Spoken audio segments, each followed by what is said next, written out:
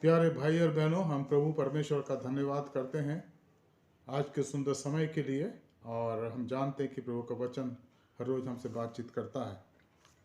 इन दिनों में हम इस एडवेंट सीजन में हैं और आपने कल हमारे अनाउंसमेंट को देखा है कि हम कई कारणों की वजह से अब आराधना शुरू नहीं कर रहे हैं। हमारी जो पहली आराधना होगी बड़े दिन की होगी 25 दिसंबर को चर्च के अंदर, और दूसरी आराधना होगी जनवरी 1 तारीख को। बाकी सारी आराधनाएं जो हम कर रहे हैं वो ऑनलाइन होगी या जूम के द्वारा होगी, तो इसको आप याद रखिएगा मेहरबानी से। Dear friends, we like to praise the Lord for all His blessing that He has given to us. And yesterday I made an announcement that because of certain reasons we are not going to have worship in the church in person on 20th. Everything will be done by Zoom or in link. Only two worship we are having in the church, that is on 25th of December on Christmas Day. We will have three services, 8:30, 10:30 and 12:30 noon. And then on 1st of January 2021, again three services. We'll have 8:30, 10:30 and 12:30 noon. So you need to remember that, and I'll be making this announcement again and again.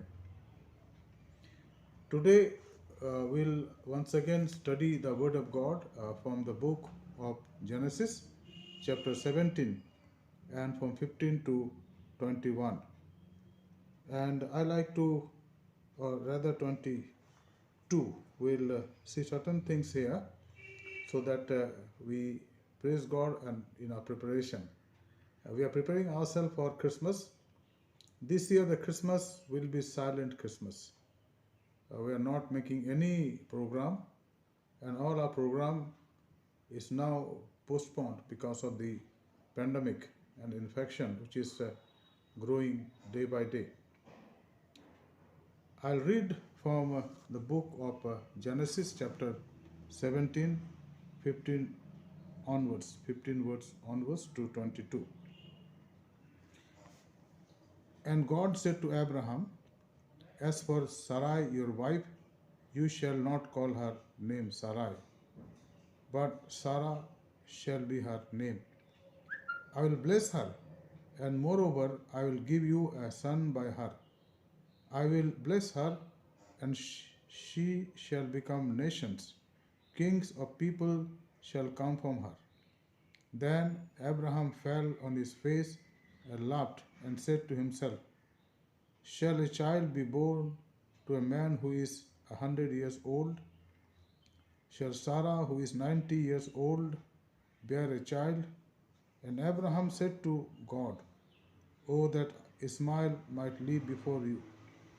God said, "No, but Sarah, your wife, shall bear you a son, and you shall call his name Isaac. I will establish my covenant with him as an everlasting covenant for his offspring after him. As for Ishmael, I have heard you. Behold, I have blessed him, and will make him fruitful and multiply him greatly. He shall father 12 princes, and I will make him into a great nation. But I will establish my covenant with Isaac, whom Sarah shall bear to you at this time next year." When he had finished talking with him, God went up from Abraham. अब यहाँ पर जो पाठ पढ़ा गया और हिंदी में मैं बताता जाऊँगा आपको, इन पदों में हम परमेश्वर के उस वाचा का वर्णन पाते हैं। परमेश्वर खुद आ गया अब्राहम से मिलने के लिए, इसका वर्णन हम पाते हैं। पर इसके पहले कि आज का अध्ययन हम करें, आइए हम प्रार्थना करें। Heavenly Father, we are grateful to you for opening your word to us so that we are blessed, Lord. And we pray as we read these words, Lord, meditate upon it, let the Holy Spirit talk to us. प्रभु, हम प्रार्थना करते जब हम वचन को पढ़ते हैं, प्रभु इस पर ध्यान देते हैं, आप हमसे बातचीत करें। हमारे उद्धारकर्ता प्रभु यीशु मसीह के पवित्र नाम से मांगते हैं, आमीन। प्रिय मित्रों, जो हमारे सामने विषय इन दिनों वह है प्रभु का आगमन, प्रथम आगमन, जिसको एडवेंट कहा गया। एडवेंट का मतलब होता है प्रकट होना। और वो जो स्वर्ग का राजकुमार है, स्वर्ग का राजा है, जो सारे ब्रह्मांड का प्रभु है, वो यीशु मसीह में होकर इस संसार में आ गया। और इन दिनों में हम इस पर अध्ययन कर रहे हैं। पिछले दिनों में हमने इसके बारे में देखा, आज भी हम इसको देखेंगे। पहली बात जो मैं आपको कहना चाहता हूँ वो पाया जाता है 15 पद में। फिर परमेश्वर ने अब्राहम से कहा, तेरी जो पत्नी सारे है उसको अब तू सारे ना कहना, उसका नाम सारा होगा। हम लोग इस नाम के बारे में देख रहे हैं, सारे, जो अब्राहम की वाइफ थी, पत्नी थी, और परमेश्वर ने उसके नाम को बदल दिया। यह लिखा है, और परमेश्वर ने अब्राहम से कहा, तेरी जो पत्नी सारे है उसको तू अब सारे ना कहना, उसका नाम सारा होगा। जो नाम सारे है उसका मतलब है राजसी राजकुमारी, राजसी राजकुमारी। लेकिन जो नाम सारा है जो परमेश्वर ने दिया, उसका मतलब है राजकुमारों की रानी अथवा राजकुमारों की माता। परमेश्वर ने अपनी योजना में ऐसा ठहराया कि आगे चल कर के अब्राहम का वंश संसार के हर कुल की आशीष का कारण बन जाए। और ये जो अब्राहम और जो सारा है, ये बहुत से लोगों के लिए, बहुत सी जातियों के लिए आशीष का कारण बन सके। तो इस पहली बात में हम इस बात को देखते हैं कि परमेश्वर ने सारे का नाम बदल करके सारा रखा। दूसरी बात हम देखते हैं, the second thing we read here is 16 verse. ईश्वर कहता है, मैं उसको आशीष दूंगा और तुझको उसके द्वारा एक पुत्र दूंगा, और मैं उसको ऐसी आशीष दूंगा कि वह जाति जाति की मूल माता हो जाएगी, और उसके वंश में राज्य राज्य के राजा उत्पन्न होंगे। परमेश्वर यहाँ पर कहता है अब्राहम से कि अब्राहम, तू जो जातियों का पिता बन गया, अब तेरे द्वारा जातियां निकलेंगी और संसार के हर कुल के लिए लोग आशीष प्राप्त करेंगे। हर कुल के लिए तेरे वंश के लोग आशीष का कारण बनेंगे। और अब वो परमेश्वर उससे कहता है, जो दूसरी बात हम देखते हैं, the second thing we see here, God tells Abraham, I will bless her, I will bless Sarah, I will bless her, and moreover, I will give you a son by her. I will give you a son by her. I will bless her, and she shall become nations. Kings of people shall come from her.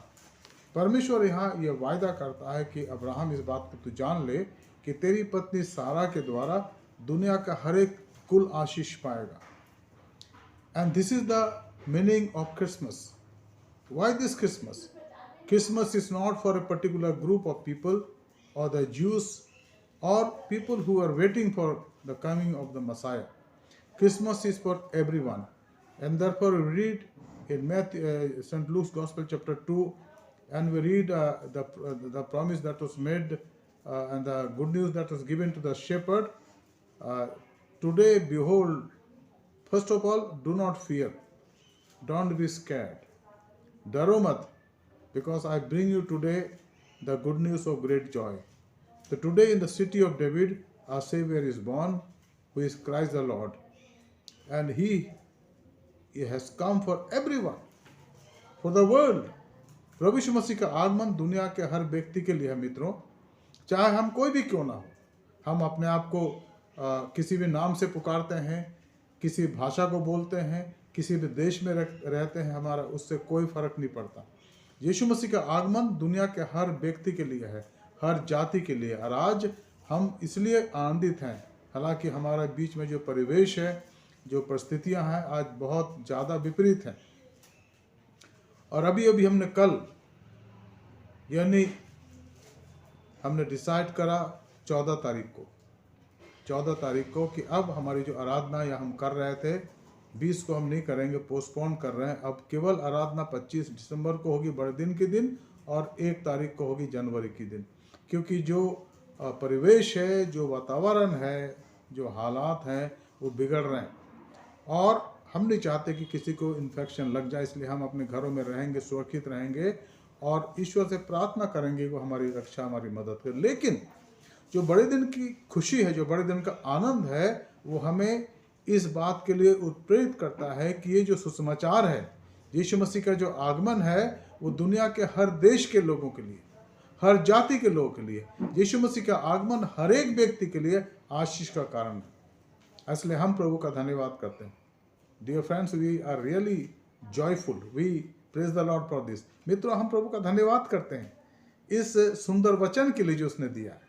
ये वचन यीशु मसीह का आगमन दुनिया के हर लोगों के लिए, प्रभु यीशु मसीह के बारे में, उसके आगमन के बारे में हजारों साल पहले जब परमेश्वर ने अब्राहम से बात करी, यीशु मसीह के लगभग 2000 साल पहले, उसने अब्राहम को उसकी पत्नी के बारे में क्या बोला? उसने कहा, मैं उसको यानी सारा को आशीष दूंगा और तुझको उसके द्वारा यानी सारा के द्वारा पुत्र दूंगा, और मैं उसको ऐसी आशीष दूंगा कि वह जाति जाति की मूल माता हो जाएगी और उसके वंश में राज्य राज्य के राजा उत्पन्न होंगे। तो परमेश्वर ने यहाँ पर इस बात को स्पष्ट कर दिया कि जो पुत्र उत्पन्न होगा सारा के द्वारा, वो जाति जातियों की आदि माता होगी, मूल माता हो जाएगी। और मित्रों, हम सब जो बाइबल के मानने वाले, पढ़ने वाले हैं, इस बात को जानते हैं। बाइबल में स्पष्ट लिखा है, यूहन्ना के सुसमाचार के पहले अध्याय के 12 पद में लिखा है कि जितनों ने उसको ग्रहण किया, जितनों ने उसको ग्रहण किया, इसको अंडरलाइन कर अपने बाइबल में, जितनों ने, यानी यीशु मसीह पर विश्वास करने वाला, चाहे वो भारत देश का हो, चाहे वो अफ्रीका का हो, चाहे अमेरिका का हो, चाहे वो चीन का हो, चाहे रशिया का हो, चाहे कहीं का भी हो, चाहे वो वहाँ की भाषा बोलता हो, चाहे उसके रंग, जैसे हमारे रंग है शरीर के, वो रंग है, या वो गोरे हैं या काले हैं, कोई फर्क नहीं पड़ता मित्रों। There is not difference at all, because God is calling today people from all tribe, and those who receive him are blessed in the sight of God. And this is the meaning of this promise.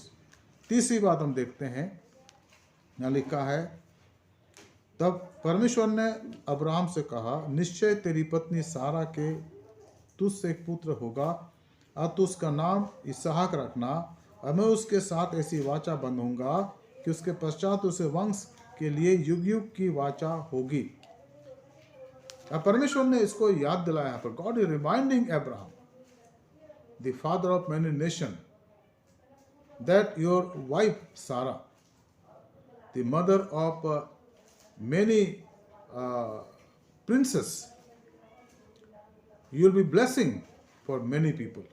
और यहाँ पर साफ साफ वो कहता है कि Abraham, निश्चय तेरी पत्नी सारा के द्वारा मैं तुझ जो पुत्र उसको उत्पन्न होगा तो उसका नाम इसहाक रखना। परमेश्वर एक कदम आगे बढ़ करके सारा के पुत्र के बारे में बताता है कि उसका नाम तो इसहाक रखना, और उसके साथ ही साथ उसने और प्रतिज्ञाएं दी।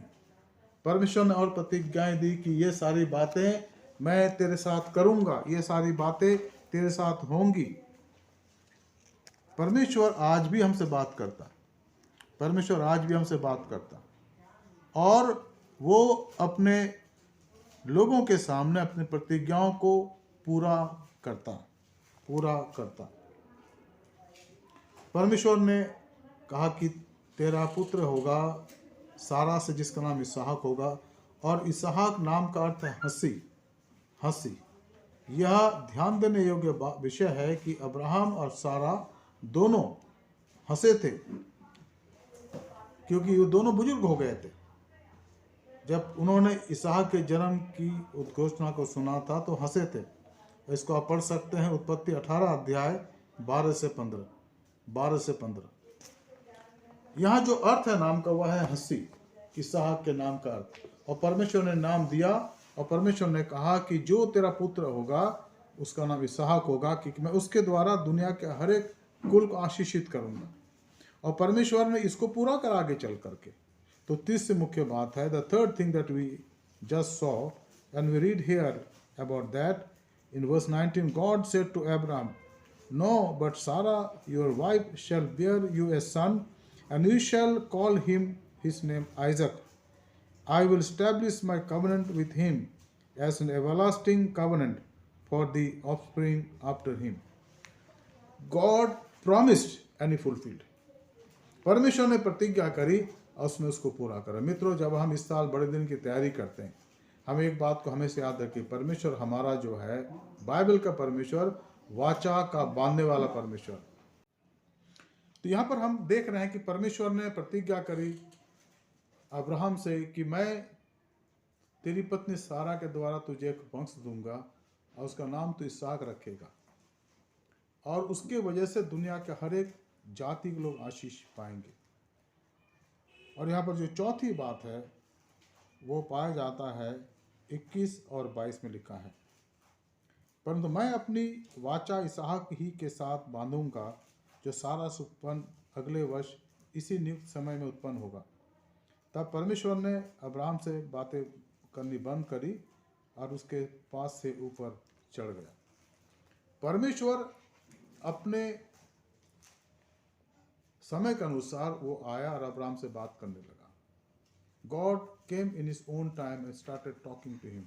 The fourth thing we see here, that when the time of God talking to Abraham was completed, he went up to heaven. Now this is very important for us. ये हमारे लिए बहुत ही महत्वपूर्ण है समझना मित्रों कि God in his time speaks to people for his purpose. And for us it is important that we receive his word and abide in his word. अगर हम उसके वचन को सुन करके उस पर बने ना रहें तो फिर हम आशीष नहीं पा सकते। और यहाँ पर अब्राहम ने, हमने पहले देखा था कि उसने विश्वास करा और ये विश्वास उसके लिए धार्मिकता गिनी गई। आज भी जब हम परमेश्वर के वचनों को सुनते हैं, उस पर विश्वास करते हैं, परमेश्वर हमें अपने परिवार का सदस्य बना लेता है। और यहाँ पर ये लिखा है, परमेश्वर ने कहा यहाँ पर, परंतु परमेश्वर कहता है, अगर हम 20वें पद को देखें, इस्माइल के विषय में भी मैंने तेरी सुनी है। अब इस्माइल कौन था? इस्माइल हाजिरा का पुत्र था जो अब्राहम के द्वारा उत्पन्न हुआ। जब अब्राहम 86-87 साल का था तो हाजिरा से उसके लिए पुत्र उत्पन्न हुआ जिसका नाम इस्माइल रखा गया। और परमेश्वर कहता है कि हे अब्राहम, मैं इस्माइल के विषय में तुझसे कहता हूँ कि मैं उसको भी आशीष दूंगा और उसे फलवंत करूंगा और अत्यंत ही बढ़ाऊंगा। उससे 12 प्रधान उत्पन्न होंगे, मैं उसी से एक बड़ी जाति बनाऊंगा। आज मित्रों, जो अरब लोग हैं वो इस्माइल के संतान हैं परमेश्वर के वचन के अनुसार। लेकिन परमेश्वर ने जो वाचा बांधी अब्राहम के साथ और इसहाक के साथ, अब्राहम के साथ और सारा के साथ, वो इसहाक में पूरी होती है, क्योंकि इसहाक जो था वाचा के अनुसार परमेश्वर के द्वारा दिया गया वो संतान था जिससे परमेश्वर अपनी वाचा को पूरा करना मांग रहा था। मित्रों, जब हम इस साल के बड़े दिन की तैयारी करते हैं तो हम एक बात इन सब चीज़ों में याद रखो, है ईश्वर की वाचा। Dear friends, this year when we prepare ourselves for the Christmas celebration, though it is very simple this year, we are not having any pump and show, no celebration, no cake, no dinner, no lunch, no even gift also, because this is a very peculiar year where our finances have gone down and we even have bare minimum to run our family. So we have decided that we will not have anything for celebration, because celebration also want people and we cannot afford people to call them here in the church more than 100 people. So this is a very unique type of Christmas this year, but the joy of God's covenant is with us. परंतु हमारे मन में परमेश्वर के वाचा का आनंद है और हम इस बात के आनंदित होते हैं कि परमेश्वर जिसने वाचा बांधी वो अपने वाचा को पूरा करता है। उसने कहा यहाँ पर कि मैं इब्राहिम के साथ जो वाचा बांधी मैंने उसको मैं पूरा करूँगा।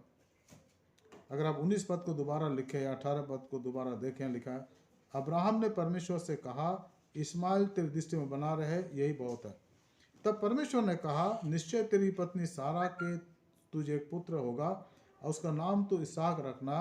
मैं उसके साथ ऐसी वाचा बांधूंगा जो उसके पश्चात उसके वंश के लिए युग युग की वाचा होगी। परंतु इस्माइल के विषय में मैंने तेरी सुनी है और उसको भी मैं आशीष दूंगा और उसे फलवंत करूंगा और अत्यंत ही बढ़ाऊंगा और उसे 12 प्रधान उत्पन्न होंगे और मैं उससे एक बड़ी जाति बनाऊंगा। परमेश्वर ने अपनी वाचा को याद करा पर उसने कहा, अब्राहम तूने इस्माइल की बात करी, जो तेरा ही पुत्र है हाजिरा के द्वारा, मैं उसको भी आशीष दूंगा, लेकिन तेरी जो आशीष है, तेरा जो वंश है वो इसहाक से चलेगा, और इसहाक जो है सारे संसार के लिए आशीष का कारण बनेगा। मित्रों, इन दिनों में हम इस बाइबल अध्ययन को कर रहे हैं।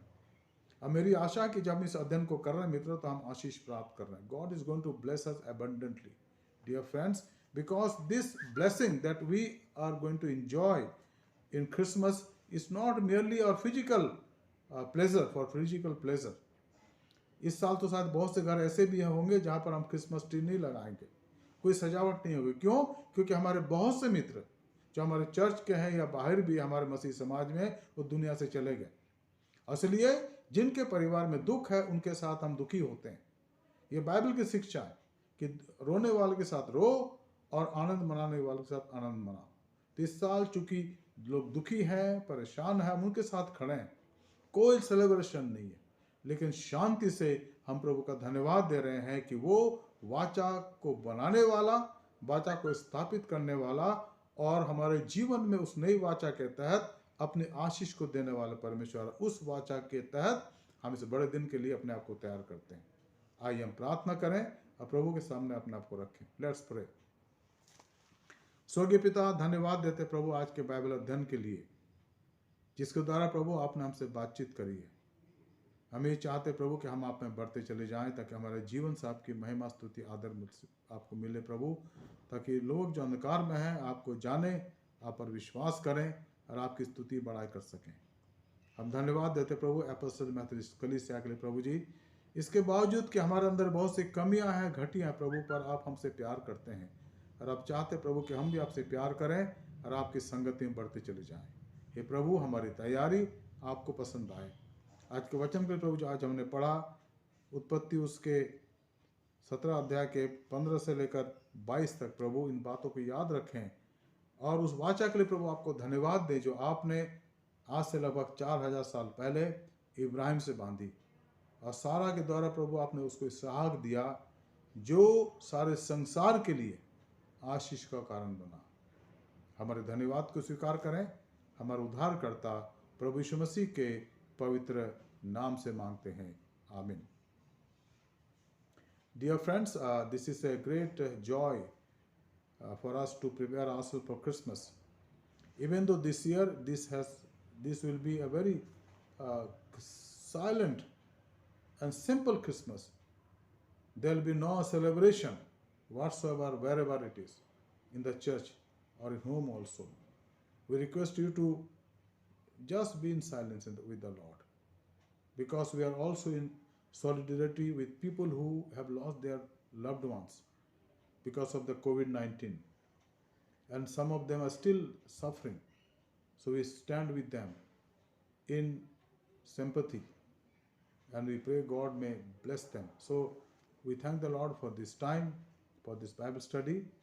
Dear friends, there are 2-3 announcements. Just on 14th, we decided, after assessing the atmosphere and the happenings that are happening, and then getting the letter from our respected Bishop Subhasi Mandal, that we are postponing all the services. There will be only 2 services. On Christmas Day, 3 services, 8:30, 10:30, 12:30, and on 1st of January, 3 services again, 8:30, 10:30, and 12:30 noon. Apart from that, there will be no services whatsoever. We will be in our homes, and all the services that we want to have in the church will come in your home, in your place, by link or by Zoom. And I hope that you understand. And want to give some gift, so that Christmas gift is given to the needy people, or we buy something for the really who are in need. You may do so. So to submit your church fund, your donations, your Sunday offerings, you are once again welcome in our church office, which is open every day on the weekdays from 10:30 a.m. to 5:30 p.m. Please come and deposit your offerings, your donations, your church fund, and get the receipt. And also if you want to have prayer with pastor, अगर आप पादी साहब से प्रार्थना कराना चाहते हैं तो मेहरबानी से आइए। हम खुश हैं आपसे प्रार्थना करने के लिए, आपके लिए प्रार्थना करने के लिए। हम आपकी मदद करेंगे, आपकी सहायता करेंगे। प्रभु आप सबको आशीष दे, आपकी सहायता करे। आइए हम प्रार्थना के साथ इस बाइबल अध्ययन को समाप्त करें। स्वर्गीय पिता, धन्यवाद देते हैं आज के इस शाम के लिए प्रभु, इस वचन के अध्ययन के लिए जो हमने करी, जो कुछ हमने सीखा प्रभु, ये बातें हमारे अंदर बनी रहे ताकि हम आप में बढ़ते चले जाएं। हमारे धन्यवाद को स्वीकार करें। हमारा उद्धारकर्ता प्रभु यीशु मसीह के पवित्र नाम से मांगते हैं, आमीन। अब हमारे खुदा यीशु मसीह का फजल, खुदा बाप की मोहब्बत, रूह कुदस की हिफाज़त इस शराकत में सर के साथ इस समय और हमेशा तक होती रहे, आमीन।